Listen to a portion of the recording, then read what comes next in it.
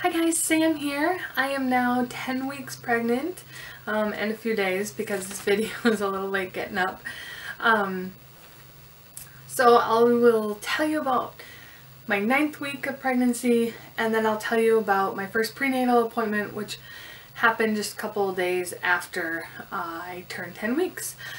The first part of last week, I was still pretty emotionally raw. I was very sensitive, but as the week went on, it got much better and I'm back to my normal patient self. I'm not crying at the drop of a pin, so I'm very grateful for that. I haven't had any cravings. I've only had heartburn a couple of times, not much at all. I'm feeling great. There's one night I felt sick, but I'm pretty sure it was from what we had for dinner. My husband had brought home some meat from work.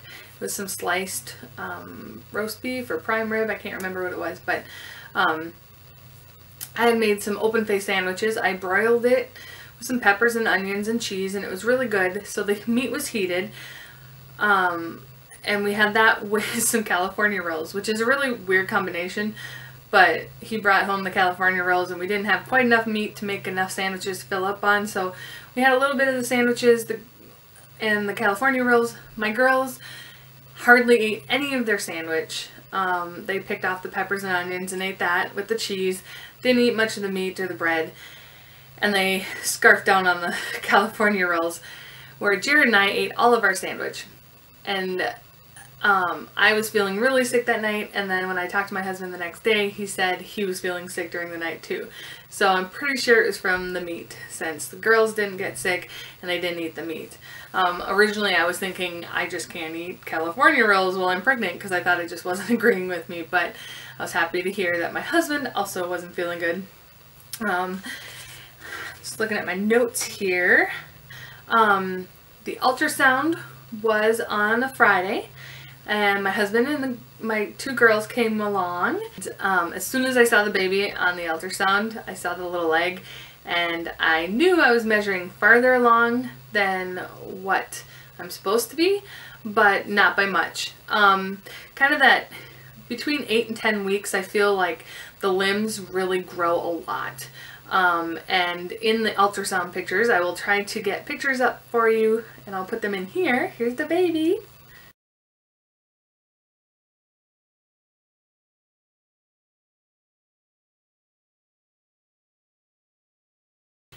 Yeah, I feel like the limbs grow, and at about 10 weeks or farther along, they really look like arms and legs. And I saw the leg, and it just had such a good length to it, and the joints were moving and everything. It didn't look like a gummy bear anymore like it does at 8 weeks and beginning of 9 weeks. It definitely looked like a little baby.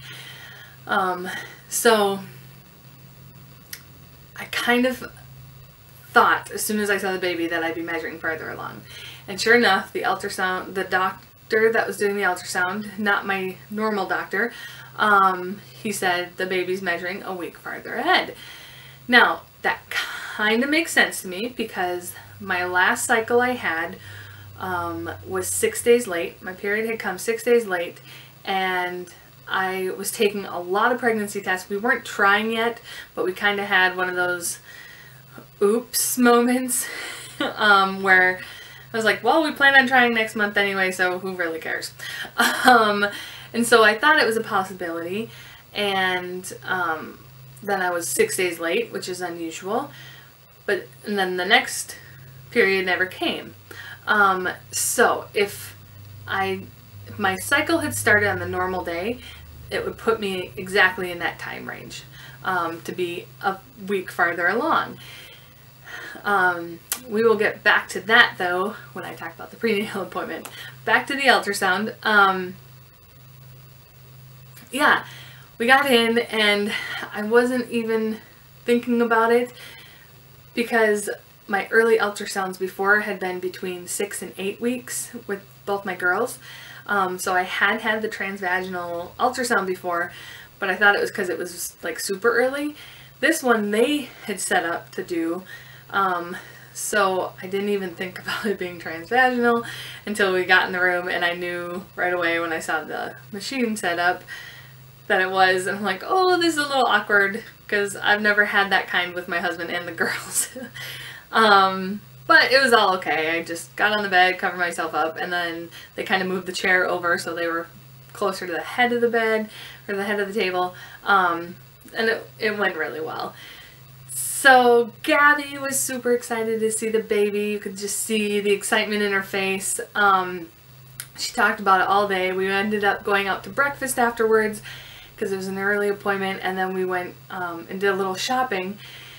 And when we left the store, Lily, who just turned 2, she was talking about the baby. Now she has a lot of words, but she doesn't usually string them together. And she kept saying, baby pocket, baby pocket. I said, no honey, the baby's not in my pocket, it's in my tummy. And then my husband looks at me and goes, didn't you put the ultrasound pictures in your pocket? I'm like, oh yeah. She wanted to see the pictures of the baby.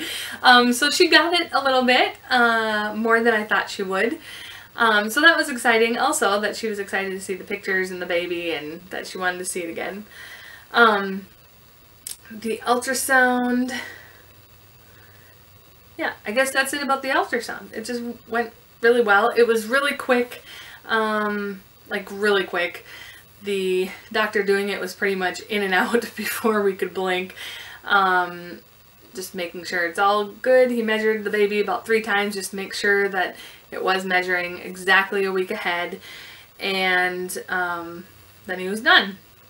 So we didn't get a thorough look. The pictures aren't the greatest. There's none that really show the whole baby in the whole picture, but that's okay. I'll have another one. And then I had my prenatal appointment.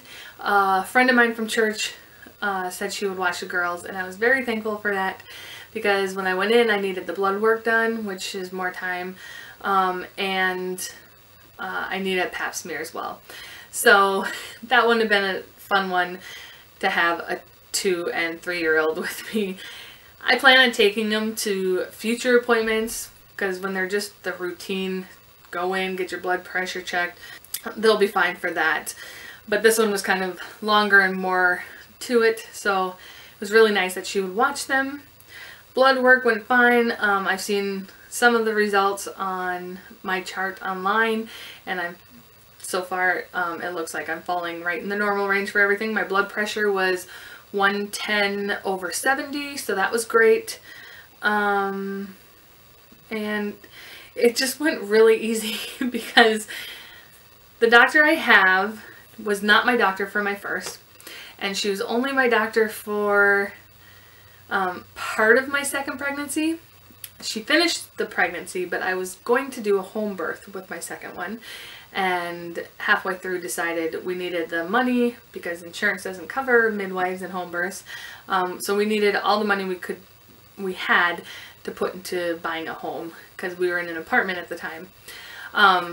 So then I had stopped the home birth plans and joined up with the hospital, and that's when I started seeing my OB on a regular basis. But she's amazing. I absolutely love her. She's so personable. When she told me at the end of the appointment, well, you're looking great, but really, if anything changes in the next 4 weeks before your next appointment, don't hesitate. Just call me and I will answer whatever questions you have. I really feel like she means it, where some other doctors, they say it, but it feels like they say it because they have to. And yeah, I just really like her. So she's going through, you know, the million questions they ask you at the first appointment. And she goes, okay, so I have to ask you this whole long list of all the illnesses or diseases that you've had, grandparents have had, parents have had, all that kind of stuff. She goes, were any of these marked for your other pregnancies? I said, nope. They're all fine. I've never had to check yes on any of them, except now we have cystic fibrosis in the family. That's the only one that came up with Lily that's new. So she didn't read through the whole list, and a lot of the questions she just kind of breezed through because she just knows me, I guess. I think it helps, it being my third child. She kind of knows that I know what's going on. My kids are close in age too, so I mean, if there's like a 4-year age difference since the last one, then yeah, it's kind of all new again. But I feel like I was just pregnant and then my camera cut off. So the prenatal appointment, it went real smooth, real easy. The one other thing about the appointment that she mentioned was in the notes from the ultrasound, it said to change the due date to April 26th instead of May 3rd because the baby was measuring a whole week ahead. When my doctor mentioned this to me, I said, no thank you. I'd prefer not to change the date. She goes, oh really? Okay, that's fine. We don't have to. She was totally fine with that. And I explained to her my reasoning. And my reasoning behind it was because I don't want them to talk induction at the end of this pregnancy. I don't see it getting to that point. Gabby, my first, was born at 38 weeks. Lily was born at 40 weeks and a few days. So I've never gone past my due date very much, but you never know. Every pregnancy and every baby is different. I could make it over 42 weeks, as I have no problem going in for extra checks and monitoring, all that stuff. I just don't want to do anything invasive if nothing calls for it. And I think my doctor's great. I really don't think I'd have a problem with discussing these things at the end with her. Some of the other doctors in the clinic I met with, I know I would have an issue with. Their reasoning for inductions are not the same as mine. And so I trust my doctor. I still don't want that I would like that 1 week of grace period. I don't think I'll need it at the end. I just want it in place. And when I explained that to her, she goes, okay, that's fine. And she was totally fine with that. So she understands, and I'm sure she probably made, well, it's in the ultrasound notes. So every appointment she'll probably be thinking, okay, if she's a week farther ahead, do we need to reassess what's going on? Which is fine. I just didn't want to change the date. Let's stick to the plan the way it is. A week isn't that big of a difference. But, yeah. So, I guess that's it. This is so hard when your camera cuts off while you're filming, because you get on a roll, you talk about, you know, your list of things you want to get through, and then you have to go back and try to catch up on what you didn't say in the middle of it. So it's so hard. But I think that's it. I hope I didn't miss anything. Thank you so much for watching, you guys. It was a really good week. I'm feeling so great now. This is just, I know what I didn't mention. I mentioned it the first time I filmed it, and I didn't mention it now. The highlight of my week, not the ultrasound, not my prenatal appointment, but I have been feeling the baby move. It is a for sure baby moving in there. This week it happened a couple times while I was laying in bed, and it was unmistakable. Definitely the baby. No gas in there at the time. So that is super exciting. That is absolutely my favorite part of pregnancy.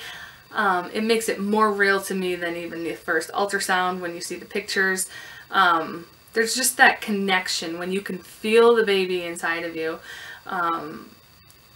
Absolutely my favorite part of pregnancy. So to be feeling this baby already, I'm super excited. Might make me a little nervous, because if they're already making themselves known in there, well, what are they going to do when they're, you know, about to come out? But it's going to be exciting no matter what. I loved it all. Even when their feet were in my ribs and it was so painful, it was still so exciting to know that is a baby's foot inside of me. It's just an amazing process, and I absolutely love it. So yeah, definitely the highlight of my week. So thanks so much for watching, guys. Don't forget to like and subscribe, and hopefully I'll see you next week. All right, bye guys.